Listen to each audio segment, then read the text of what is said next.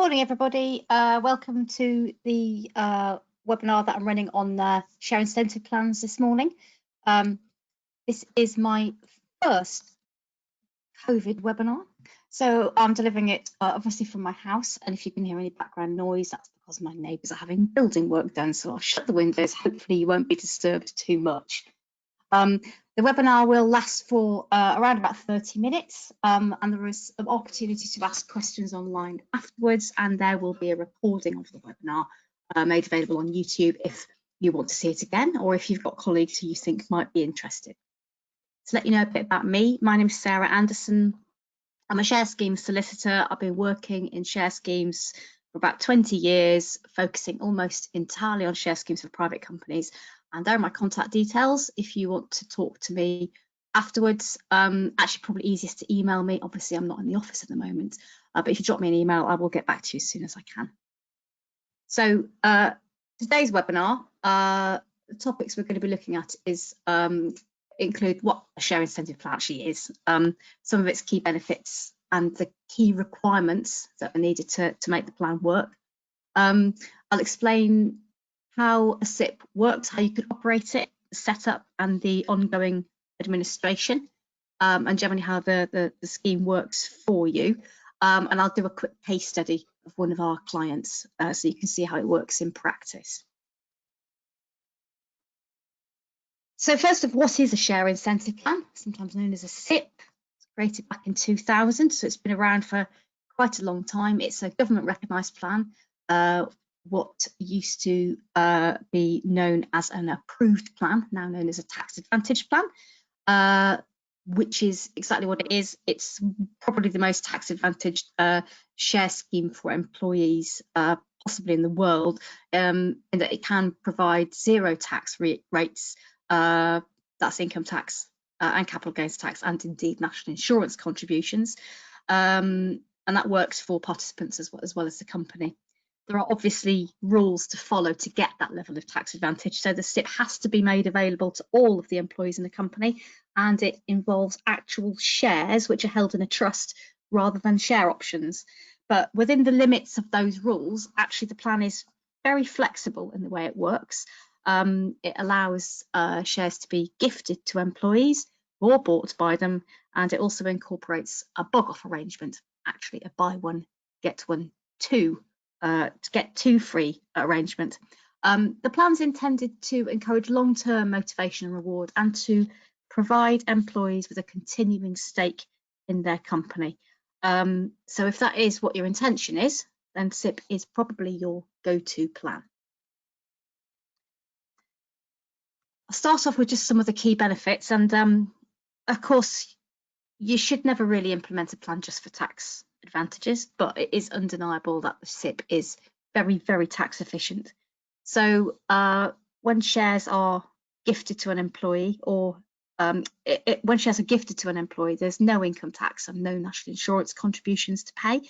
If employees buy shares, they buy them out of pre-tax salary, and then when the employee ultimately sells their shares, provided certain rules are followed, there is the possibility of paying zero capital gains tax on the sale of those shares. So from the company's perspective, no NICs obviously means there's no employer's NICs as well as no employees' NICs, so there's a saving for the company, which can be significant. And there's also a corporation tax relief available for the company, which can claim a deduction for the costs of setting up and running the plan, and also a further corporate tax deduction for the market value of free and matching shares given to participants. And there is also the possibility of existing shareholders and founders selling their shares into the SIP and obtaining further capital gains tax reliefs on that sale. So you can see that there's a whole host of tax benefits there attached to the SIP, which is why it can sometimes be a very attractive plan. Another key benefit is the fact that the scheme is actually very flexible, so it allows employees to get their shares in a variety of ways. Firstly, they can receive free shares. It's the only way you can gift shares with value to employees without a tax charge arising, and they can get up to £3,600 worth of free shares each year. Each employee can get that £3,600 worth of shares. Employees can also buy up to £1,800 worth of shares each year, again, out of pre-tax salary.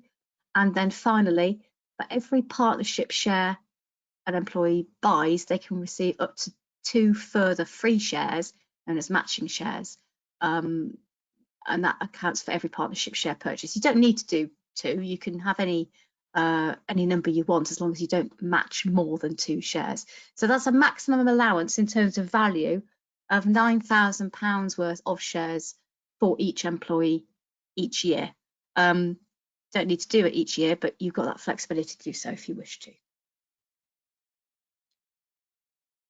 Also thought I'd mention key benefits for an employee share scheme is, especially for private companies, there's often a concern about people giving up control of their companies. So that really shouldn't be an issue if you're using a SIP. So first of all, you can always use non-voting shares in your SIP if you wish to do that. Secondly, of course, the company has control about when the awards are made. So you could just do a one-off award, and that means you can limit the number of shares that employees acquire. So if you've got the idea of giving away up to 10% of your share capital, then that's fine. You just make sure that you don't give away more than 10% of your share capital into the SIP. It's at the company's control. So you don't need to be giving away control of your SIP just because you're giving an employee share plan to all employees. Control should not be an issue. Remember also that employees who've acquired free shares or matching shares, those shares can be forfeited when they leave. And even if employees have bought their shares, they can be required to sell the shares back, usually to the SIP, if they cease employment. And those shares can then be recycled by the SIP for future employees. In terms of control for private companies, there really shouldn't be an issue there if that is something that is worrying you or your clients. I wanted to talk about some of the key requirements of the SIP. So the main requirements are that you need a SIP trust and some trustees to run it. The trust needs to be UK based, can't be offshore, and it's there to hold the shares on behalf of all the employees. It does need to operate within the SIP legislation, so it doesn't have the discretion that you might have come across with other employee benefit trusts. It must always act in the best interest of the beneficiaries, that's the employees, and typically, of course, that means their financial interests. It's quite common to have an independent professional trustee running a SIP, especially for larger companies, but it can be run with independent individuals acting as independent trustees if that's preferred. And the SIP trust has a few advantages other than the tax advantages I've noted previously, especially for private companies. It's quite a good way of ring fencing a certain proportion of shares for employees. It can also recycle leavers' shares. So rather than when an employee leaves, you have to go through the rigmarole of issuing shares and then buying them back from leavers and cancelling them and all that malarkey. You can use your SIP as an internal market to recycle those shares. And that's actually, there's an example of how one of our clients did that a little further on in the presentation. And just to remind you that for as long as the shares stay in that SIP trust, any increase in value is free of capital gains tax.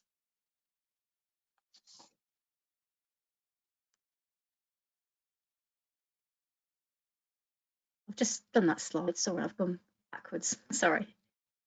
The next key requirement, and the main rule really rates it, is that the SIP must be offered to all employees in the company, because the main purpose of the plan is set out in the legislation. It's to provide employees with a continuing stake in their company. You mustn't be selling this plan to avoid tax. You have to make it available to all employees. If you've got a group company, you can include some but not all subsidiary companies. So for example, if you've got overseas subsidiaries whose employees may not benefit from the tax advantages, you don't need to extend the SIP out to them. But generally speaking, you need to make the SIP available to everybody. And all those employees must participate on the same terms. So crucially, you mustn't, however inadvertently, end up benefiting higher paid employees or just directors under the SIP. You need to make sure you're managing things fairly. So you can do that on the basis of giving everybody the same number of shares, which you don't have to do that, but you could make sure that everybody got shares on exactly the same basis. Or you can vary, for example, the number of free shares on the basis of a points-based system, for example, using salary or hours worked or length of service. You've got a financial limit on the partnership shares of £1,800 per annum. So it's quite hard for higher paid employees to benefit disproportionately. Although if you did say, I'm going to do one monthly partnership share award, so everybody can spend £1,800 of their monthly salary to buy partnership shares, and that's the only thing I'm going to do, that's going to be an issue, because most people aren't going to be able to find £1,800 out of their monthly salary, tax efficiency or no tax efficiency. So you need to be a little bit careful about offering partnership shares on that basis. In fact, no, you don't need to be careful. I would strongly recommend you don't offer partnership shares on that basis. You allow people, for example, to save a monthly amount, a much smaller amount, to ensure that everybody can participate fairly. You can have a qualifying period, so up to 12 months. So you don't necessarily need to involve people who've only been with you just perhaps still on a probationary period. And worth noting that if you have if you're a founder shareholder and an employee of the business, even if you're a majority shareholder, you can still participate in the scheme because you are an employee, and you must be given the right to participate in the scheme, in fact. The other key thing to know about the plan, the key requirement, is the clawback of tax benefits. SIP is a long-term plan. When it was set up, long-term was basically set at 5 years. So if the shares are held in the trust for less than 5 years, there can be a clawback of tax benefits, which will depend on how long the shares have been held. So when the shares are awarded, there's no income tax or national insurance contributions charged, as I've already said. If shares are taken out of the trust within 3 years, there will be a tax nix charge, which is based on the market value of the shares when they're taken out. If the shares are left a bit longer in the trust, between 3 and 5 years, you get that tax and nix charge, which is based on the market value of the shares at the date of award or the date they're taken out of the plan, whichever is the lower. So there's a kind of there's a reduction in the clawback as time goes by. And once you get to 5 years, after that, the tax benefits are stuck there forever. There won't be any income tax charge or nix if shares are taken out of the trust, as long as they've been held there for 5 years or more. There are exceptions, so there won't be any clawback if an employee is a good leaver, and that's set out in the legislation. So good leaver, for example, is somebody who leaves for reasons of disability or redundancy or retirement. If the company's sold within that 5-year period, as long as it's for cash consideration, again, there won't be a clawback. And then you go back. Once 5 years in, you're safe, and as long as the shares stay in the trust, they will continue in any event to be sheltered from capital gains tax. So in fact, if you're an employee participating in a SIP and you have got to your 5-year period, there's no reason why you would take them out of the SIP, because at that point the capital gains tax starts being charged from that date. Just leave them in the trust until you're in a position to sell them to protect yourself from that capital gains tax charge. So how do we set up a SIP? Oh, went too fast. Here's some ideas about what you might need to set up the plan, some kind of nice to haves and some must have. So I would say you definitely need a design blueprint. So that first step's really important. You need to work out how much of your equity you're happy to use, what kind of shares you might want to use, so for example, whether you're going to use just partnership shares or partnership and a match, or if you're just going to give free shares or a mix of all of them.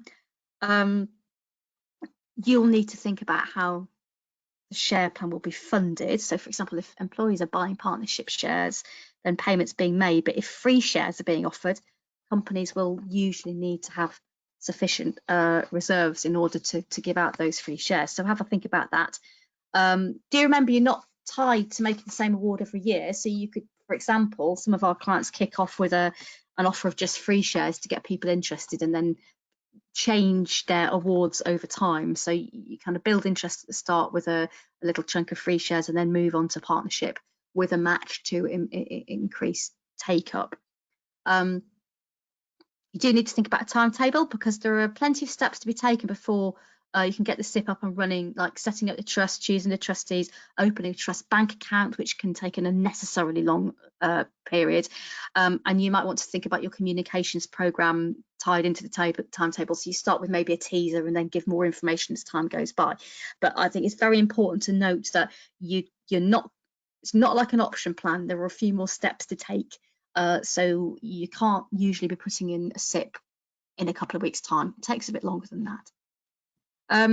So once you've worked out your design blueprint and got an idea of the timetable, you will need a set of the plan rules that need to comply with the tax legislation. You'll need a trust deed, which is the actual deed setting up the trust, which is usually incorporated into the plan rules, and you will need a trustee to operate the trust. So it's the trustee's job to make the share awards to the employees and to hold the shares on behalf of the employees and to buy shares back from employees when they leave, if and when required. The trust does need to act within the rules of the plan, and as I've said, it needs to act in the employee's best interests at all times, but it does also need to take instructions from the company's directors. And actually, this is where a professional trustee can be quite helpful because they do need to know about the rules that operate for a SIP in order to do their job properly. So, for example, a trustee has to take instructions from the company directors, which is fine. So the directors resolve they want to make a free share award to everybody. Trustees make that happen. But if the directors make a resolution to make an award only to certain key employees under the SIP, the trustees can't do that, obviously, because it's against the rules of the plan and doesn't fall within the legislation. So the trustees do need to have at least a vague understanding of how the plan should work and what their duties are as trustees. So that's where I mentioned earlier. It's good to have. It's perfectly fine to have independent individuals as a trustee, as long as they know what they're doing. Some of our clients have, for example, 2 individual trustees from the company and have RM2 partnership acting as the professional trustee alongside, so to make sure that they know that they're following the rules correctly. So you've got your rules, you've got your trustee, you've got your trustee. You need to set up a bank account, which can take ages.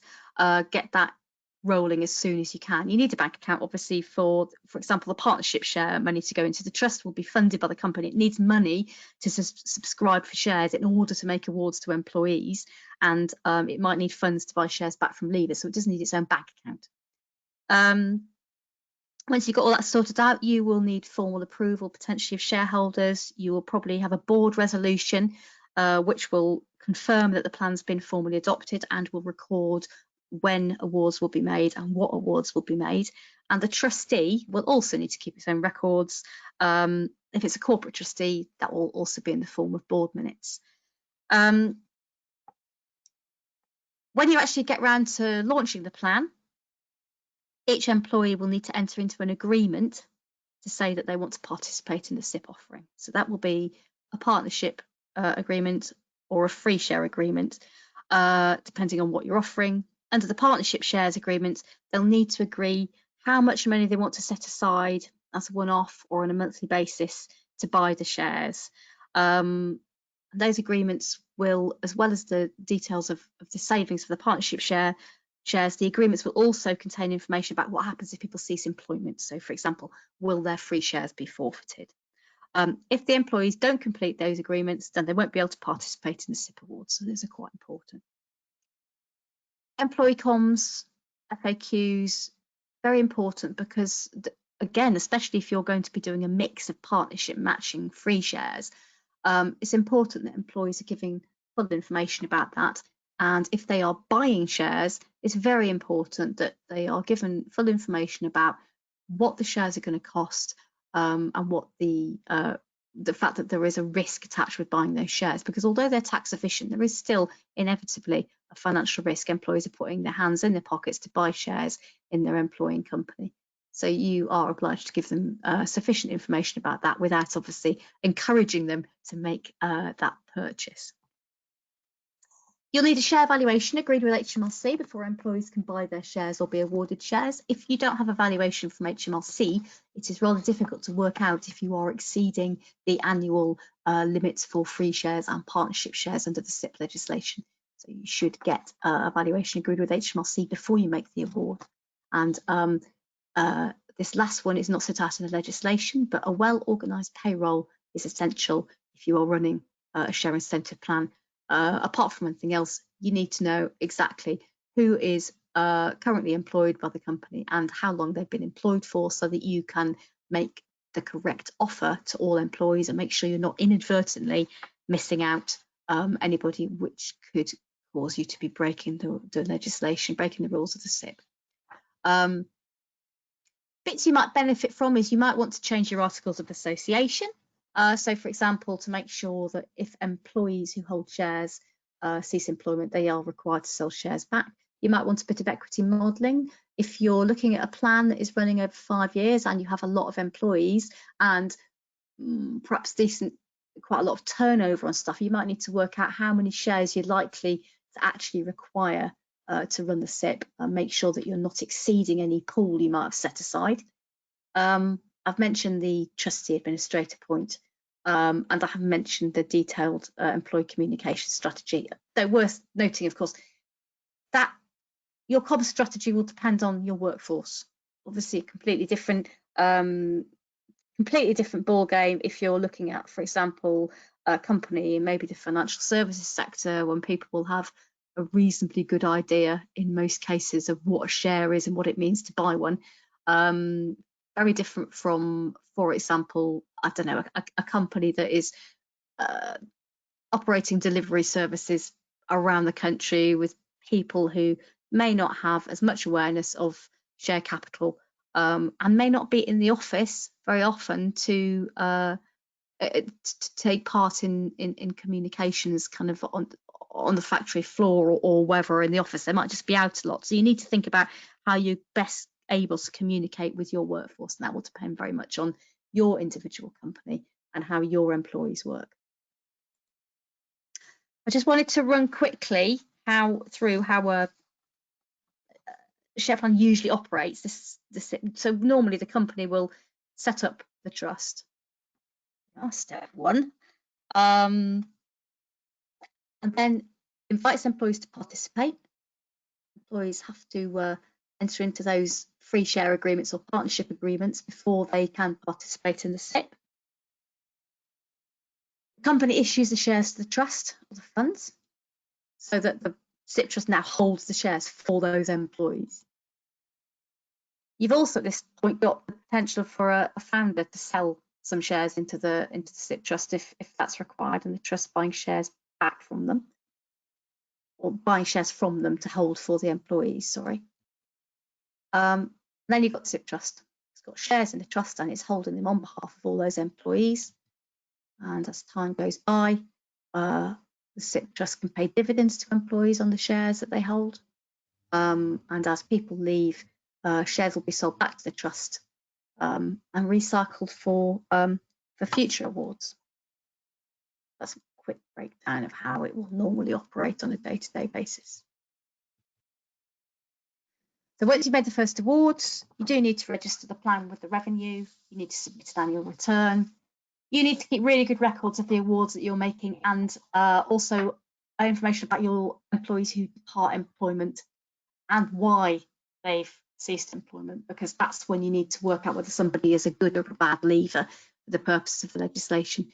Do keep all records of any correspondence you have with the revenue, particularly valuation agreements, and the company must liaise with the trustee throughout the process. Company tells the trustee what to do. Trustee decides whether or not to act within the instructions of the company. Meanwhile, the trustee needs to submit a trust return rather, by 31st of January each year. As I've said, it must ensure that it acts in the best interests of the beneficiaries, and it needs to make sure that it's acting in accordance with its powers and duties. And a key duty for the key obligation of the trustee is it mustn't pay more than market value for the shares, and that goes back to why the valuation agreement with HMRC is important. Just wanted to do a really quick run through a case study we have. This is a client we had a few years ago that actually did a lovely SIP. We really enjoyed working for them. It's a beautiful example of how a SIP should work. And luckily for the company, that they sold, and everybody ended up making quite a lot of money, and we lost a client as a result of that, but we do have a nice case study out of it, so that's good. So we started off, it was a family-owned company, the Heron family, I'm going to call them, and they owned Heron Limited, for the sake of argument, 100%. And they didn't really have any particular plans to sell the company. It was just ticking along nicely, been operating for years. They needed a succession plan, so they needed the next layer of management. They were very keen on broadly strengthening commitment and loyalty for the whole workforce, and they wanted a very clear economic benefit for participants. They didn't just want the kind of, oh, you've got a share, isn't that nice? They wanted them to see actual real economic benefit for all their employees. And they were really looking to the long term. As I say, no particular sale in mind. Crucially, however, of course, the family did want to retain an interest for Mr. Heron, who was the main shareholder, and all the various little herons. There were children herons and grandchildren herons, so their interest was also important. So they set up a share incentive plan and a SIP trust for all of their employees. They awarded free shares to all employees. They used a points-based system, so their shares were worked out on the basis of how long people had worked for the company and what salary band they were in. So everybody didn't get the same, but it was very fairly measured. When people left, the SIP bought the shares back and recycled them through future awards, and employees were able to choose to sell shares back to the SIP, usually, you know, after 3 or 5 years, because the SIP was able to always recycle those leavers shares to make future awards. So over time, Mr. Heron sold shares to the SIP, and thus his percentage in the company was reduced, while the SIP's interest in the company was increased. The SIP made awards of free shares and bought shares back from leavers, and those shares were recycled. So again, over time, the employees' interests were also increased. Went on for several years, this SIP, I think possibly 10 or so.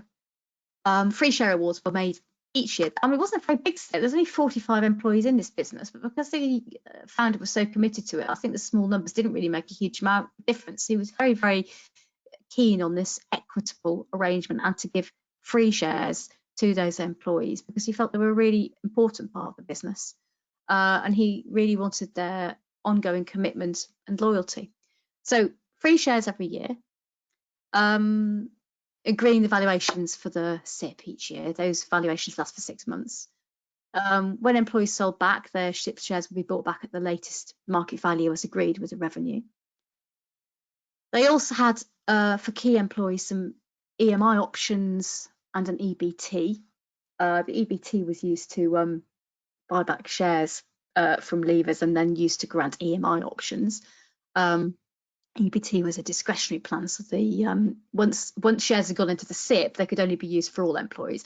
If they were kept in the EBT, they could be used on a discretionary basis. So we had two little trusts going on there for this particular company, and all the employee shareholders got dividends paid each year. So that was the economic benefit that the founder wanted to deliver. And then everybody has his price. Eventually, a buyer came along, and the company was sold in 2017.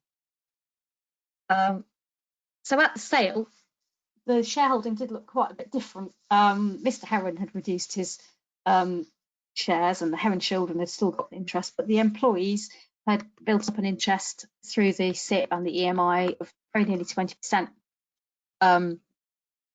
which is exactly what Mr. Heron wanted. So the Herons had retained a majority interest. They'd managed to keep some key directors to keep the business running, and they'd got some nice shareholdings from the EMI, direct shareholdings as well. all of the SIP shareholders, the gains they made as part of the sale were free of capital gains tax. So there were some nice tax outcomes from that. But the most important thing was, as I say, Mr. Heron had transferred a significant part of his interest over the period to his employees. The staff retention was brilliant. They had generally been retained over more than a 10-year period. And that was exactly what he wanted to deliver. He was delivering an economic benefit to his staff, not just by the dividend payments I mentioned, but by the fact that they could sell their shares back to the SIP from time to time, treating it as an internal marketplace. According to the owner, whose word I have to believe, he said it did have a massive impact on the company culture and the rewards delivered to employees. And his vision was achieved largely as a result of the SIP he put in place. So that was a cracking story. I love the Heron story. The SIP did exactly what it was supposed to do, and everybody got a happy ending as a result of it. So I'm up to half an hour now, I think, pretty much on the dot. There is an opportunity for questions if I can make my screen work properly. But just to quickly summarise the SIP, it's really if you have if you intend to offer all employees actual ownership on an equitable basis, looking to the long term, and you want something that is tax efficient and flexible, there is no better scheme than the share incentive plan. It does have several moving parts, and you do need to consider that it's running for a fairly long time, so it's a bit of a SIP is for life, not just for Christmas kind of thing. But if those 3 bullet points of what you were looking for, I would strongly recommend a share incentive plan for your clients or for your company, depending on what basis you are on what basis you're attending this webinar.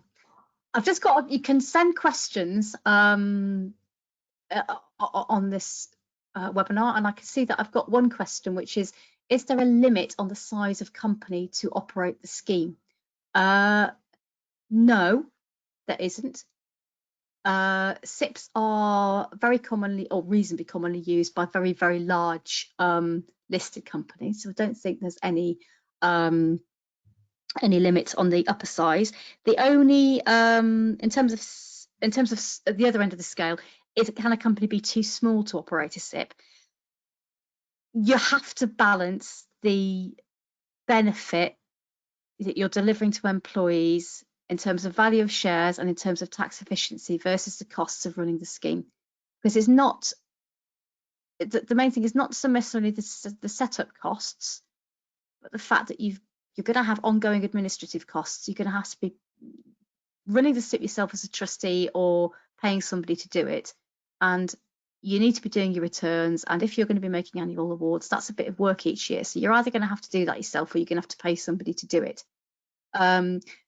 The smallest SIP we've operated is probably for around 30 people. I wouldn't normally recommend doing a scheme for a company that small, because it's very much up to the company to decide if they think it's important enough for them to have an all-employee scheme for a company that size, and that is fine, and they will consider the cost is worth it. It's really a cost-benefit analysis, really. No, there's no legislative reason why you can't do it. Is there any reason why this is better than an EMI, or why EMI would be better? Quite different plans. I mean, an EMI, the key points of an EMI is, firstly, it's an option scheme. So very commonly for private companies used, you give an option to your employees. You can't exercise your option and see any benefits until the company is sold. Doesn't involve actual shares. You can let people exercise EMI options before a sale. That's fine. So you can acquire shares through an EMI, at which point then it does involve share ownership. But the main difference between EMI and SIP is EMI is discretionary. You can grant options to whomever you want on whatever basis. You can just grant options to one key person if you want to. the tax benefits of SIP are better than EMI, provided the scheme lasts for a long time. They're different schemes, really. I mean, it was with all these things. It's like you need to look at what your company wants to achieve, and then you find a scheme that will fit you. An EMI may not be better if what you're looking for is a kind of equitable plan that delivers dividends to employees over a period of 6 or 7 years. Also depends on how many employees you've got. So that's actually quite a difficult question to answer. They're different animals. I think there might be some. Let's see if I can see any other questions. Quite a lot of questions. The trouble is my screen isn't terribly good at showing the actual questions. So let's have a little look at this, see if I can get through them. I cannot see all of these questions. I'm really sorry. Let me see if I can get them. There's a lot of questions, which is nice. At what point is it worth doing? I.e., if the sale value is less than X, does it also allow for deferred payment? I don't think there's an answer to at what point is it worth doing it. The main point about SIP is you need to have it for 5 years for the tax benefits to hit in full. Does it allow for deferred payment? It doesn't. It allows employees to save out of pre-tax salary over a year, and then they use their savings at the end of the year to buy shares. You can do it that way. It doesn't really offer deferred payment. If one guesses profitable companies only, usually yes, and you can't use free shares unless your company's got distributable reserves anyway. Obviously, if you're not profitable and you continue to not be profitable, the shares won't be worth anything. But a lot of companies set up share schemes of all types before they're starting to make a profit. You're always looking to the long term. Do you need new share agreements drawn up each time shares are given, whether free shares, or can the initial you carry on using the free? You should do a new agreement each time. I think is the most sensible thing to do, especially because you're not going to know. For example, especially if you're doing a free share agreement, it depends how much you're going to be giving each year. It'd be unusual for you to give the same number of shares each year, I would imagine. What are the tax benefits of existing shareholders selling their shares to a SIP? Effectively, you can use capital gains tax rollover relief, so you can reinvest your sale proceeds in other chargeable assets and roll over the capital gain, is my understanding of that, although I am not a tax advisor. Is there a limit on the sort of company? I've answered that question. Are the slides available to download? I can send you the slides, and there will be a YouTube. Send me an email and I'll send you a copy of the slides. This is a short answer to that question. Can you run a SIP alongside an EOT? Yes, you can run a SIP alongside an EOT. An EOT, Employee Ownership Trust, is a particular type of employee trust that holds a majority of the shares in a company for the employee. So effectively, it is an employee-owned controlled company, but an EOT does not need to own 100% of the share capital, and you can run share plans, including SIP and EMI, alongside that EOT. So you have a kind of almost a kind of cooperative setup, where you've got the controlling EOT interest for everybody, and then you can have individual shareholdings alongside the EOT. Quite a lot of our EOTs that we set up, we will often set up an EMI scheme alongside that EOT at the time that the EOT goes into, at the time the company goes over to EOT ownership. Haven't done a SIP alongside an EOT yet, but I think we will. It would be it's a very good it would reflect the concept of wider employee ownership of an employee ownership trust while delivering direct ownership as well. Any reasons why this is better than an EMI? I've answered that question in that it rather depends what you want to do. They're different things. Typical setup costs. I'm really sorry, I'm not going to answer that question because it depends entirely on what you're going to offer, how big your company is, how often you're going to make awards, whether you're going to use partnership shares or free shares or matching shares.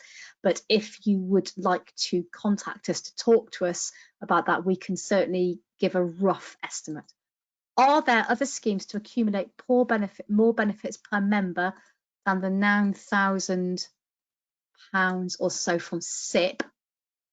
What schemes, if any, suit higher earners? If you're going to do, there's not a share plan like SIP for higher earners. You would be better off using potentially an EMI option scheme, which allows you to grant options to individuals over shares with a value of up to £250,000 per person. So that's a better one for higher earners. Or if you, again, it rather depends on what you want to achieve, but you can also, for example, set up a growth share plan, which is probably much better for high earners than the share incentive plan. What are the regulations for those involved in production of accounts with public companies? Are there insider trading implications? I'm not sure if I can answer that question. I don't know if it's, sorry, I don't know the answer to that. Insider trading implications, if you've got a listed company, there are usually exemptions for a share scheme like SIP. I can answer that bit of the question. I'm not sure about the accounting question, sorry. I think that is all the questions that I have gone through. If I have missed one of your questions, because I've got a tiny window here, please do send me an email. There are my details again. I'm absolutely delighted to speak to anybody about share schemes pretty much at any time. And if I haven't answered your question adequately, or if you want some more information, I'll be really, really happy to get any email from you and I can give you a call back. I will upload this webinar on YouTube so you can look at it again. And the lady who asked me for a copy of the slides, just drop me an email and or we can check our participant list and send you a copy of the slides if you'd like to see them. So I think that's all we have time for today. Thank you ever so much for listening. I hope you found it interesting. As I say, get in touch with me if you would like to, and I trust you all have a lovely Wednesday. Bye.